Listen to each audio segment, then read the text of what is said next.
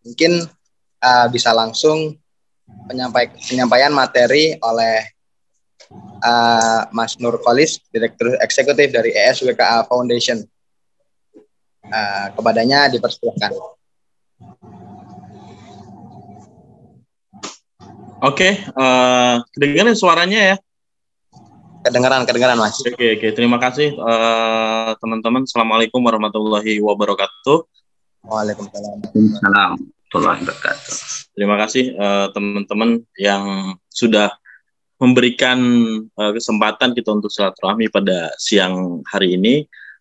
Tentu sebetulnya siang ini mungkin bukan sebagai pemateri ya, mungkin kita sebagai sharing pengetahuan itu. Mungkin dari teman-teman juga yang di lapangan atau misalnya penggiat lingkungan atau masyarakat adat, mungkin kita bisa berbagi atau bisa sharing. Nah, perkenalkan nama saya Nurholis, salam kenal juga untuk pembicara dari Aman Kang ya, dari Bima NTT Kang ya. NTB. Oh, NTB, Bima NTB ya. NTB yang juga membersamai pada siang hari ini. Nama saya Nurholis, saya selaku Direktur Eksekutif di ESWKA Foundation, itu lembaga non-profit yang memang bergerak di bidang lingkungan dan pendidikan. ESWKA itu artinya sebetulnya adalah Environment Social Network Foundation yang kami bergerak dalam bidang penelitian dan pengembangan program berkelanjutan. Nah, pada siang ini kita membahas salah satu tema yang mungkin saat ini di kalangan penggiat atau misalnya aktivis atau kalangan industri itu sedang hangat tentang masalah green economy, karena banyak konsep yang ditawarkan dari konseptor dan lain-lain. Tapi ini akan ada materi yang saya sampaikan, tapi sekali lagi ini materi ini pandangan dari skup yang disampaikan oleh peneliti barat dan dilakukan pada saat itu adalah sidang PBB waktu itu di Rio de Janeiro dari tahun 2012. Perlu kita perspektif bersama dulu nih bahwa green economy sebetulnya adalah sebuah guidance atau misalnya sebuah usulan program yang dilakukan, yang direncanakan itu dari kalangan barat. Itu kalangan barat yang memang mengkonsepkan tentang green economy. Jauh lebih lanjut nanti kita akan membahas bagaimana masyarakat adat yang ada di Indonesia, karena konsep-konsep green economy, soal SDGs dan lain-lain itu merupakan konsep yang turunannya adalah dari luar Indonesia, memang yang di breakdown untuk diterapkan di Indonesia. Nah, mungkin bisa next.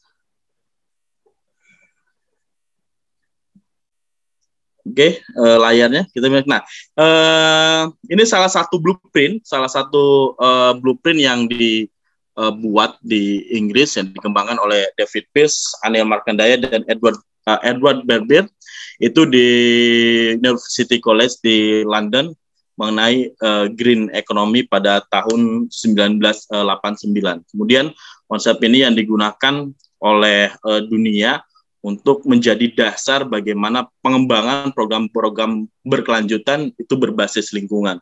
Nah, di sini gerakan ekonomi menjadi satu gerakan ke arah perubahan paradigma. Jadi sebetulnya bukan perubahan yang memang yang sangat mendasar, karena pada saat itu ini juga menarik, blueprint dari green economy yang dikembangkan oleh University College itu berdasarkan pada saat industri di dunia itu sangat merusak alam ya. Karena memang dari revolusi industri sampai saat itu belum ada blueprint tentang bagaimana industri itu berkeadilan dan memiliki transparansi dalam implementasi lingkungan berkelanjutan.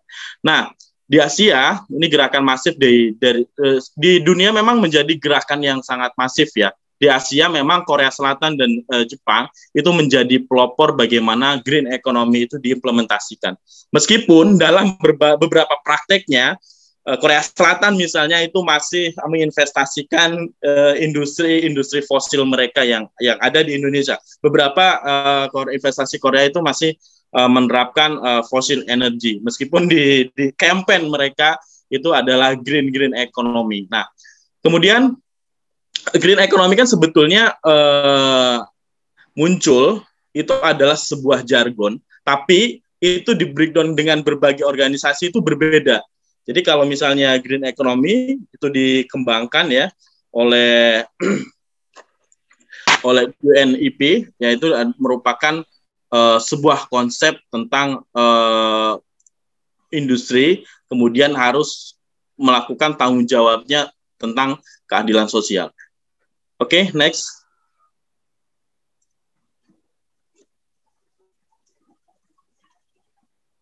Oke, next. Nah, ini sebetulnya kenapa misalnya green economy ini pada 2011 di UNEP environment kenapa menerapkan green economy. Nah, di sini ada ekonomi dan ada environment. Jadi ekonomi dan environment itu pada saat tidak ada kesepakatan bersama itu jalan masing-masing. Investasi ekonomi ya hanya keuntungan ekonomi. Misalnya investasi tentang merusak industri yang merusak alam, dan mereka hanya memikirkan tentang bagaimana keuntungan ekonominya. Nah, tapi di green economy ini adalah tentu saja ini versinya UNEP,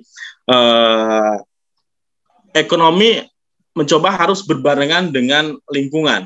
Nah, itu makanya ketemunya adalah konsepnya adalah green economy yang memang dinilai memiliki impact. Nah, impact ini yang di breakdown kemudian apa aja impact dari jika suatu negara itu menerapkan green economy. Nah, di sini beberapa catatannya itu dari penelitian UNEP bahwa dari green economy ini persandingan ekonomi dan lingkungan, kesempatan kerja itu masih tetap ada. Jadi tidak memutuskan sebuah industri, tapi memang kesempatan itu masih kerja itu tetap ada, tapi memang tanggung jawab terhadap lingkungan juga masih ada. Nah, kemudian ada pertumbuhan pendapatan. Nah, pertumbuhan pendapatan ini dirasakan oleh masyarakat ketika konsep green economy itu dikembangkan di suatu negara. Karena antara kolaborasi ekonomi dan lingkungan itu dapat tercipta, kemudian dari situ tanggung jawab terhadap lingkungan pun ada, karena di situ ada juga tentang penurunan emisi karbon, karena hasil produksi dari green economy itu harus memiliki tanggung jawab. Misalnya sebuah perusahaan yang memproduksi suatu produk harus memiliki tanggung jawab terhadap limbahnya atau misalnya satu produknya. Nah, selain itu ada juga dari impact yang mereka sebutkan itu adalah energi baru terbarukan. Karena ini merupakan campaign dunia, apalagi misalnya kemarin yang G20 itu kampanye adalah energi baru terbarukan. Meskipun pada saat ini energi fosil itu masih cukup besar yang digunakan untuk sebuah produksi atau kehidupan perputaran dunia masih menggunakan energi fosil. Maka energi baru terbarukan di green economy masih menjadi goal bahwa kehidupan saat ini harus melakukan energi tidak menggunakan energi fosil. Oke, next. Nah, ini ada beberapa versi ya, ada green economy versi energi, ada beberapa versi green economy terhadap ekonomi sendiri, ada green economy terhadap masyarakat urban, dan terakhir mungkin ada green economy versi masyarakat adat. Nah, dari data UNFCCC di tahun 2009 pada waktu itu penelitiannya, energi di dunia itu menyumbangkan gas rumah kaca secara global. Artinya aktivitas manusia di dunia itu sepertiganya. Jadi dari kalau misalnya di angka 3 itu duanya ini adalah menggunakan energi fosil. Jadi kalau misalnya tentang gas rumah kaca, tentang perubahan iklim dan sebagainya, energi fosil itu menyumbang 2 dari 3 gas rumah kaca yang ada di dunia. Jadi sejak revolusi industri yang di Inggris, kemudian pada saat sampai sekarang, jadi energi fosil itu masih menyumbangkan terbesar itu gas rumah kaca yang ada di dunia. Nah, salah satu campaign kemudian di GE atau Green Economy Energy adalah bagaimana pengalihan energi baru terbarukan untuk mengurangi ini ada tipenya, mengurangi bahan bakar fosil. Tentu kalau misalnya kita lihat energi fosil ini pasti akan habis. Jadi tidak kalau misalnya kita gunakan terus menerus ini akan habis. Contoh misalnya di Indonesia dengan batu baranya ini akan terus menerus akan menggunakan batu bara, tentu akan habis. Makanya campaign energi baru terbarukan itu memang cukup kuat, terutama memang investasi negara-negara seperti Brazil, Cina, dan India. Tentu negara-negara Eropa itu paling tinggi yang menggunakan energi baru terbarukan. Meskipun memang EBT ini biayanya cukup mahal misalnya dibanding energi fosil. Nah, di soal EBT ini memang terjadi investasi dari 2010 sampai 2022. Jadi investasi global itu 33%-nya itu bergerak pada energi baru terbarukan. Memang negara yang melakukan investasi terbesar soal EBT adalah Brazil, Cina, dan India. Nah, beberapa prakteknya di Indonesia, tapi memang di Indonesia belum sangat masif EBT ini dikampanyekan dan apalagi misalnya diimplementasikan dan digunakan, karena memang pada dasarnya Indonesia masih tergantungan pada energi fosil. Nah, yang menarik dari penelitiannya dari penelitian yang dilakukan oleh Orange Book Green Economy tentang UNEP, bahwa salah satu penyebab kenapa misalnya Indonesia itu sangat sulit misalnya berubah dari energi terbarukan dari fosil ke terbarukan, salah satunya adalah harga subsidi untuk masyarakat Indonesia yang masih tinggi, misalnya listrik atau misalnya bahan bakar. Itu salah satu penemuan bahwa energi baru terbarukan itu sangat susah diterapkan di Indonesia karena ketergantungan tentang energi fosil yang subsidi energi fosil yang dibuatkan untuk masyarakat. Nah, ini selain ada green economy tentang energi, kemudian next. Nah, ada lagi green economy ini tentang ekonomi. Ini soal manufaktur industri manufaktur yang ada di dunia, tidak hanya di Indonesia. Nah, manufaktur energi sendiri ini dianggap itu paling boros energi.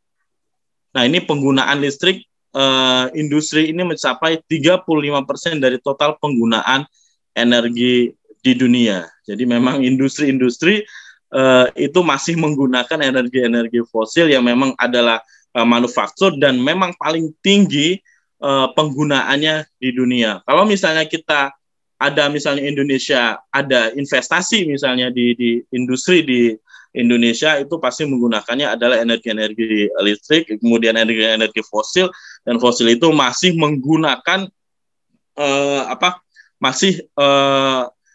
menggunakan dan total paling tinggi dunia, sekitar itu mencapai 35%. Nah, selain ada energi fosil, bila ada investasi misalnya di Indonesia, selain itu memang ketika misalnya sebuah investasi produksi kemudian misalnya dari industri manufaktur misalnya berproduksi, nah itu juga menyebabkan ada turunan limbah yang disebabkan. Nah, salah satunya misalnya gini, ada misalnya industri A, misalnya soal kimia atau misalnya soal industri yang lain, bahwa setiap produksinya itu pasti menghasilkan limbah.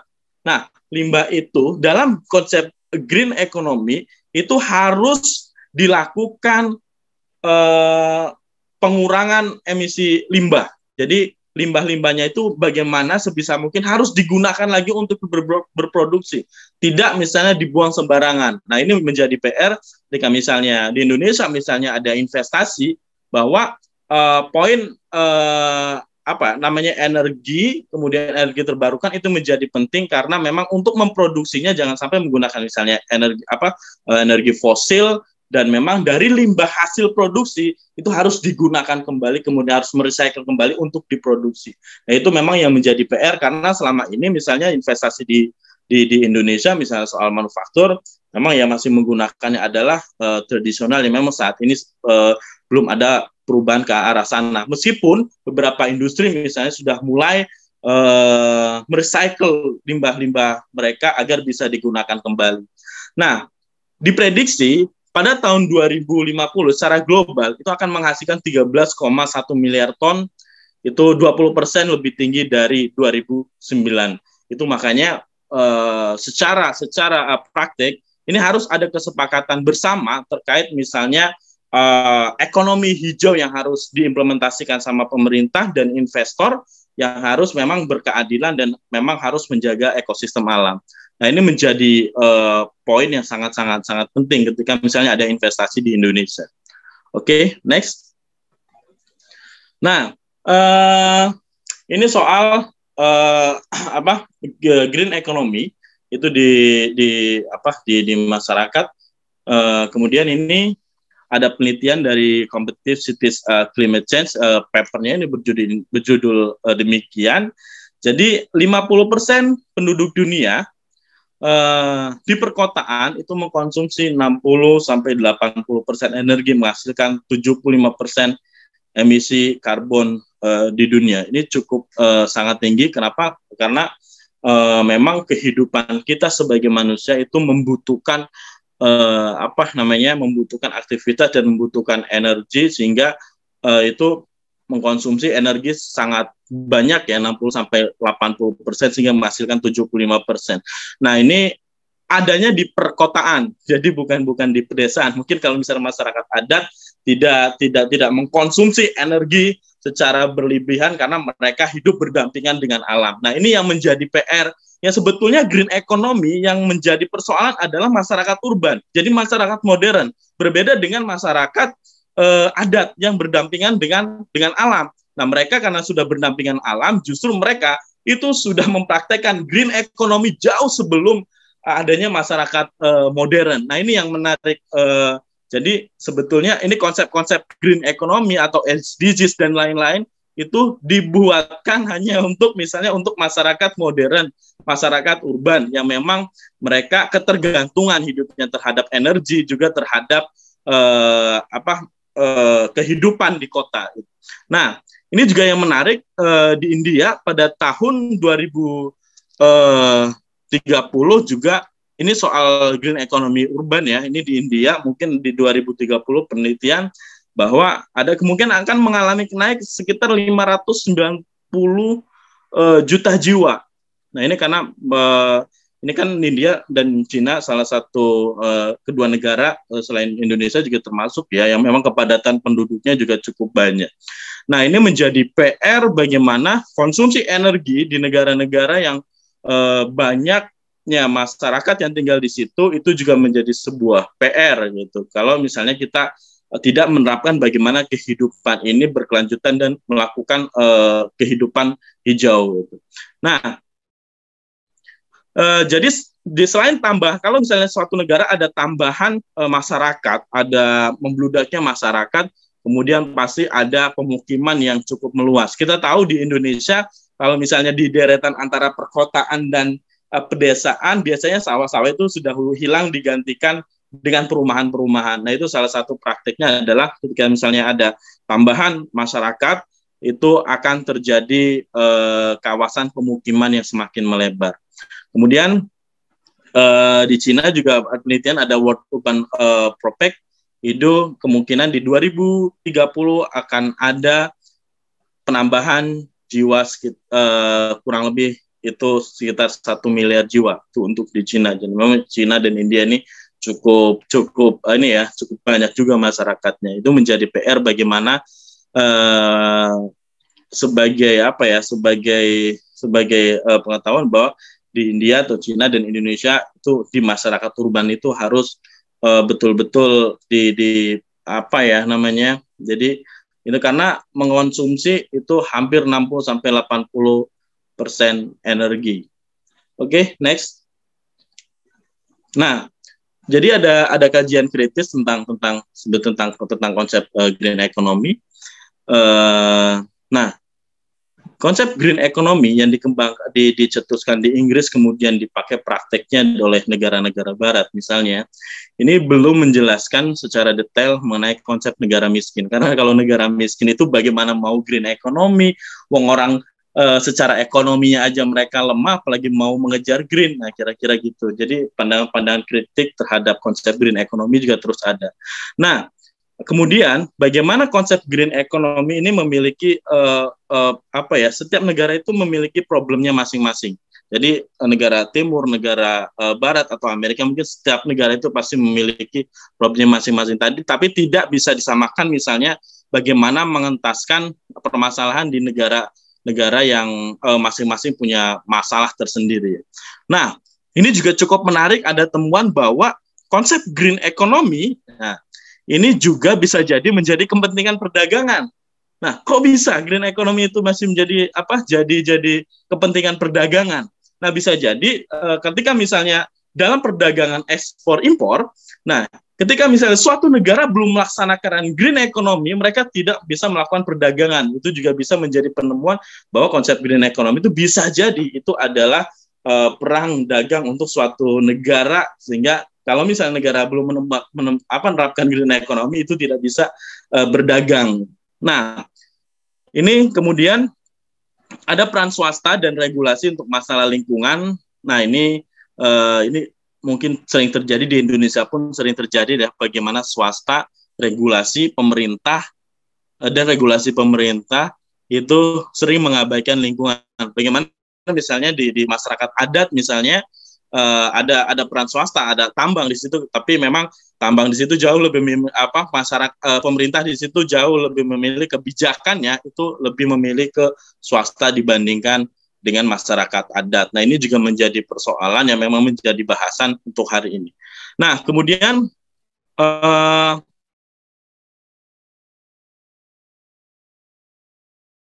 eksploitasi sumber daya juga memang masih ada di Indonesia ya, memang eksploitasi ini. Nah,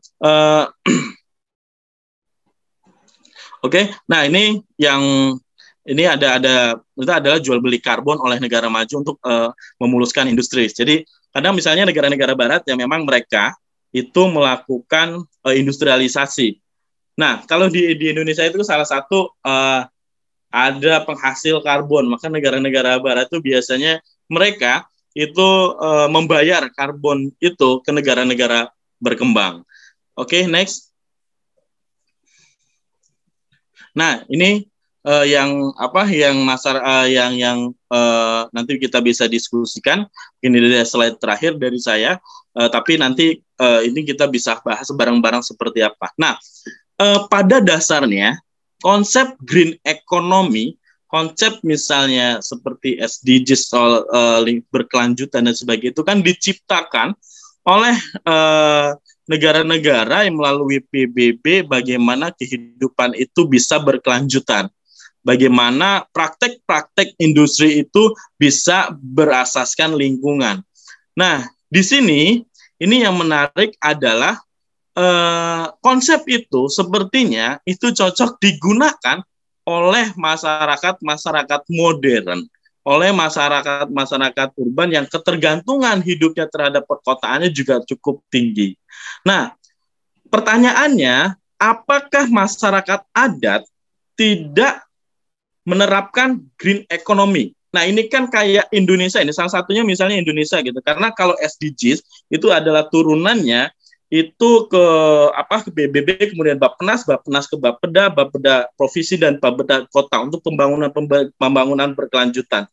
Tapi yang menarik, kenapa misalnya Indonesia tidak memiliki konsep, misalnya pemerintahan Indonesia tidak memiliki konsep green economy yang dilakukan oleh masyarakat adat.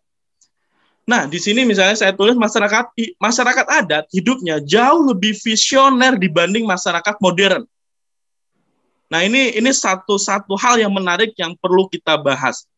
Ya, jadi kalau misalnya apakah misalnya masyarakat adat tanpa bensin masih hidup gitu, tanpa misalnya energi fosil untuk masyarakat modern misalnya masih bisa hidup. Masyarakat adat hidupnya jauh lebih visioner dibanding masyarakat modern. Contoh misalnya di Baduy.